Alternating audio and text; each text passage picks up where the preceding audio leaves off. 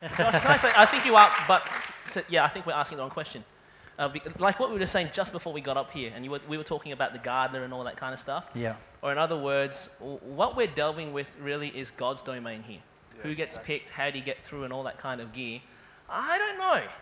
Like, how does a sovereign God kind of, how does he interact with a created being in his image with a free, I don't know.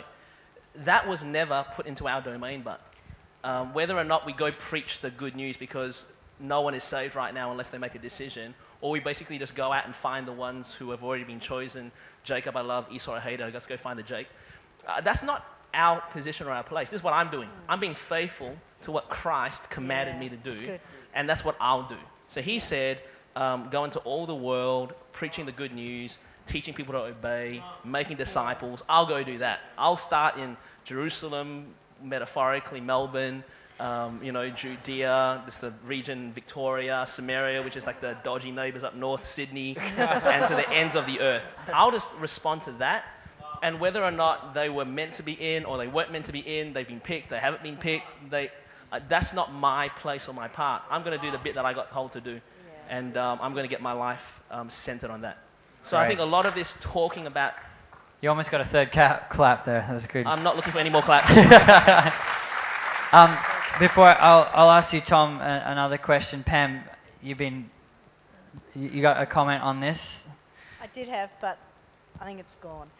No, my comment is that I don't know, and what I did know 10 years ago is different to what I know now. And that... How long have you been saved, Pam? Yeah, longer than half these people have been alive. Scary. And I was talking to Simon McIntyre about it today, and he said that his life has changed the way he views this issue. And I think that we don't, our understanding of God doesn't happen in a vacuum. It happens within our experiences and within the community of faith. And that it's okay in the domains, like on the issues like we have to go and make disciples, that is our domain, and we need to stay firm on that. But in the domains of our understanding of God and the mysteries of God, I think it's okay to journey in those and to change and to go, oh, I see this about you now that I didn't see before, and that shapes how I think. I think that that's got to be part of your process, and it's okay, because we will not understand it this side of eternity. That's good. But we've got to allow ourselves the journey. Great. Very good. Come on, give Pam a clap. Everyone's got to get a clap on the panel.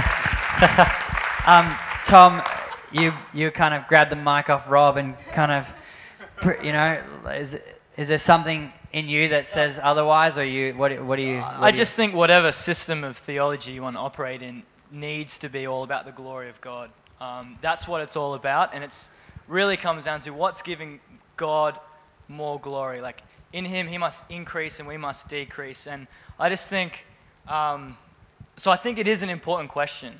That's what I'm trying to say. I don't think it's, let's just cast it aside. No. Doesn't matter, let's just do practical ministry. I think if belief really does dictate behavior, then what theology we have that brings more glory to God is actually going to help us do better ministry. And can that be different for different people?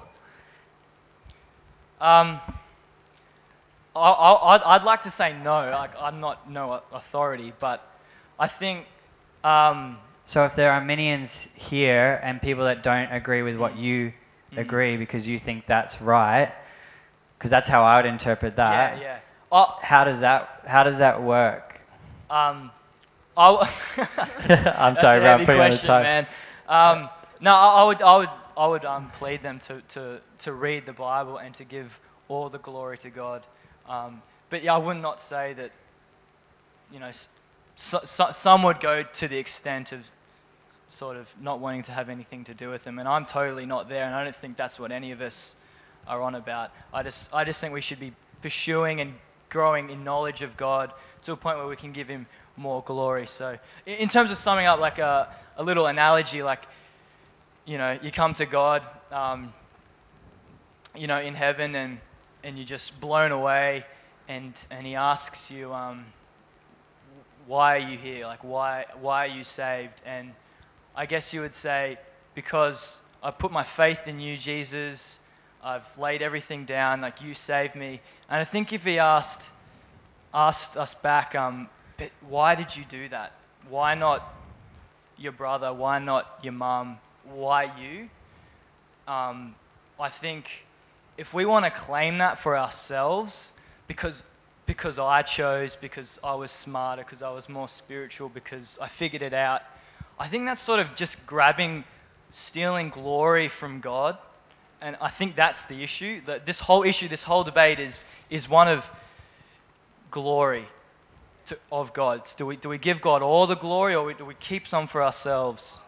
That's what I would say to that. Yeah. Great time. It's good.